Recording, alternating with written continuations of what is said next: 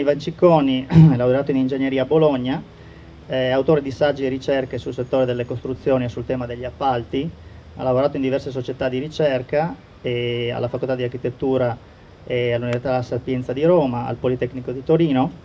È stato capo della segreteria tecnica del Ministro dei Lavori Pubblici, Nerio Nesi,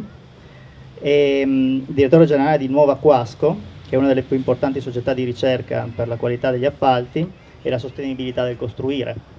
È inoltre esperto sostanzialmente di sistemi di corruzione e dei meccanismi di penetrazione delle organizzazioni mafiose nel settore dei lavori pubblici ed è direttore di Itaca, che è l'Associazione Nazionale delle Regioni e delle Province Autonome Italiane per la trasparenza degli appalti e la compatibilità ambientale. Inoltre ricordiamo anche che è presidente del comitato di sorveglianza della stazione unica appaltante della Regione Calabria, un elemento molto importante proprio per il controllo e per evitare delle infiltrazioni mafiose della 'ndrangheta o quello che possa essere la criminalità organizzata negli appalti. Diciamo che tra i vari saggi e i vari elementi che contraddistinguono la sua attività, uno può essere, forse il più importante, è questo, che si chiama Le grandi opere del Cavaliere. È un libro molto interessante. Il Cavaliere è quello che conosciamo, alcuni lo chiamano Papi, altri Mr. B, insomma, è quello che conosciamo. E qui è anche bene ricordare, credo, qualche memorabile puntata di Porta a Porta, non so se voi l'avevate vista a suo tempo, quella nella quale, sotto la regia del buon Bruno Vespa, quest'uomo tracciava sulla cartina italiana straordinarie connessioni fra l'Italia e il Pacifico o ponti sullo stretto,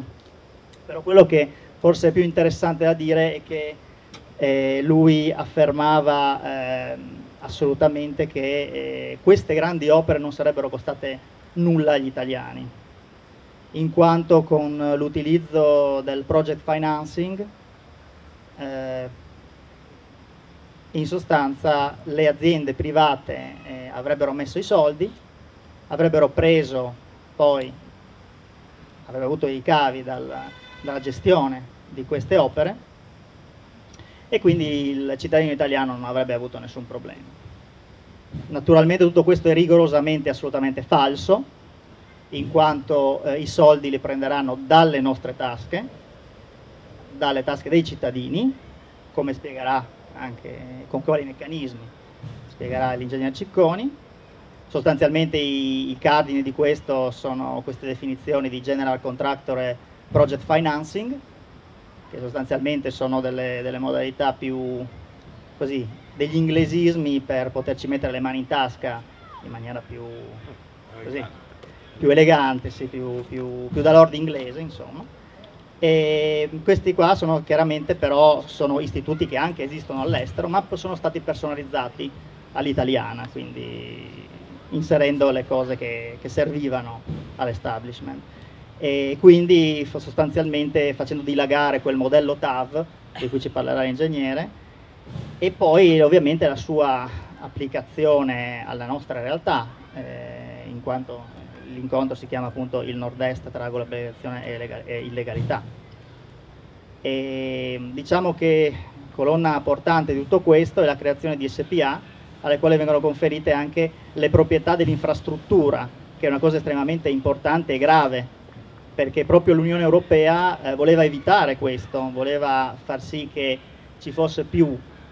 concorrenza e nel settore pubblico l'unica maniera è di separare quella che è la gestione e la manutenzione delle opere con quella che è invece la proprietà. Si sono invece create una marea di queste società nelle quali viene conferita tutta la proprietà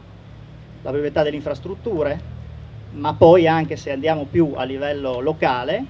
la proprietà delle reti, per esempio le reti di telecomunicazioni, le reti dell'acqua o diciamo tutta la gestione dei rifiuti diventa cosa loro, e questa è una situazione dalla quale è molto difficile se non impossibile tornare indietro, perché in sostanza una volta creata un SPA e quotata in borsa, chi può far tornare indietro da questa situazione? E quindi di fatto è un esproprio di quello che i nostri genitori hanno creato in Italia con il loro lavoro e con la loro fatica in sostanza.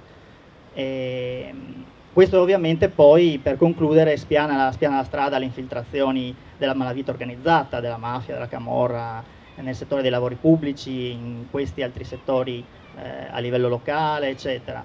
E è molto importante non dimenticare che se molti, come si sente dire, amici o persone con cui si parla, ma il fenomeno mafioso è una cosa relegata al sud, no? È una cosa che, boh,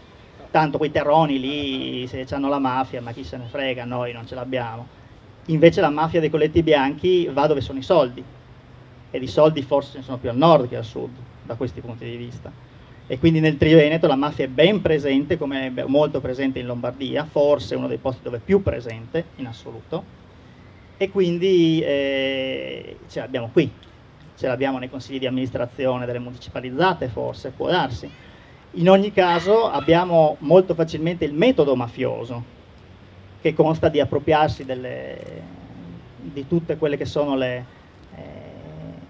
il denaro e le risorse dei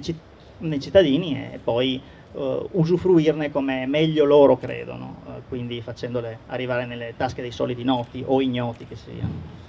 Ecco, quindi a questo punto cederemo la parola all'ingegnere, ricordando ancora una cosa, l'ingegnere non è solo esperto in queste cose, vogliamo fare proprio un accenno agli studi che ha fatto sull'etica della politica, ha analizzato anche gli statuti e regolamenti di tutti i partiti,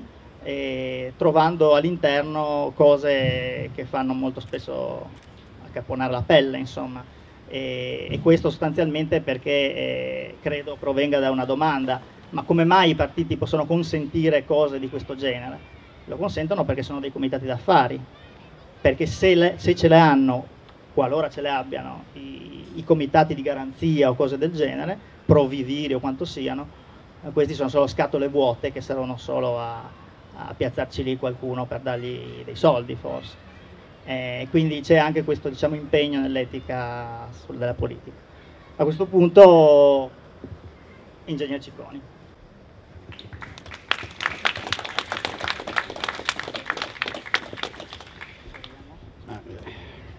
Buonasera a tutti. Con gli organizzatori, gli amici di Beppe Grillo, abbiamo concordato anche il titolo di questo mio intervento, che è un titolo abbastanza ambizioso e che forse va al di là anche delle competenze specifiche che ho.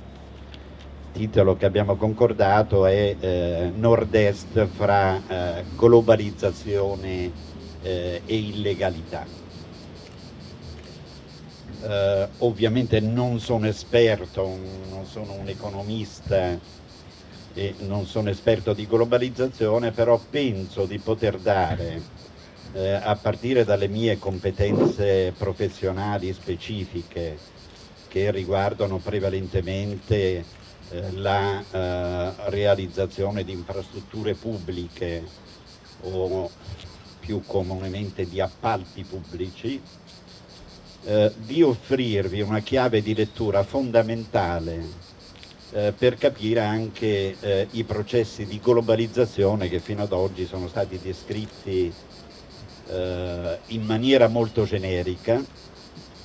poco approfonditi, e l'immagine di questa genericità è data anche dalle definizioni che vengono date della realtà odierna. Si parla di società postmoderna, di assetti post-fordisti, di società post-keynesiana e quant'altro, senza avere la capacità, probabilmente nemmeno la volontà, di descrivere in maniera puntuale quello che sta effettivamente avvenendo. E risolviamo il tutto con questo prefisso post che mettiamo a tutto quello che era precedentemente.